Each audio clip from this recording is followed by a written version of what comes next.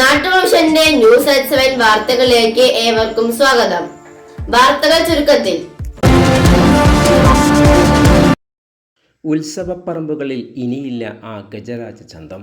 ഉയർന്ന മസ്തകം, വീണെടുത്ത കൊമ്പ്, വീതിയുള്ള പെരുമുഖം, നല്ല ഉടനീളം ഉത്സവപ്പറമ്പിൽ നെറ്റിപ്പട്ടവും കെട്ടി മംഗലാകുന്ന അയ്യപ്പൻ തിടമ്പുമായി വന്നു നിൽക്കുന്നത് ഒരു കാഴ്ച തന്നെയായിരുന്നു. ഇതുകൊണ്ട് തന്നെയാണ് മംഗലാകുന്ന അയ്യപ്പന് കേരളത്തിലെ അനവധി ആരാധകരുണ്ടായത്. തലപ്പൊക്കം കൊണ്ട് പേരെടുത്ത മംഗലാകുന്ന അയ്യപ്പൻ ചെരിഞ്ഞു. പാദരോഗം പിടിപെട്ട് ചികിത്സയിലായിരുന്നു. തലപ്പൊക്കത്തിൽ നാട്ടാനകൾക്കിടയിൽ മുൻനിരയിലുള്ള അയ്യപ്പനെ ഇത്തവണ ഉത്സവകാലത്ത് എഴുന്നള്ളത്തിനായി ഇറക്കിയിരുന്നില്ല.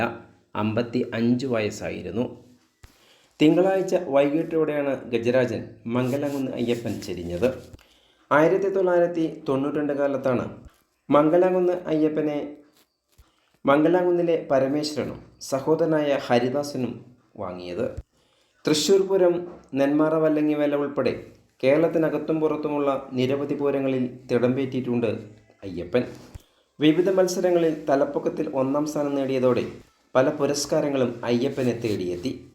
മലയാള സിനിമയിലെ സൂപ്പർ സ്റ്റാറുകൾക്കൊപ്പം വിസ്മയം തീർത്ത ഗജരാജനാണ് മംഗലാകുന്ന് അയ്യപ്പൻ. മംഗലാകുന്ന് തറവാട്ടിലെ പ്രശസ്തരായ ആനകളായിരുന്നു കർണനും ഗണപതിയും.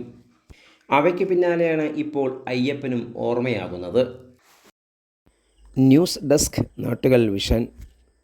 കൂടുതൽ വാർത്തകൾക്കായി നാട്ടുകൾ വിഷൻ ചാനൽ സബ്സ്ക്രൈബ് ചെയ്യൂ.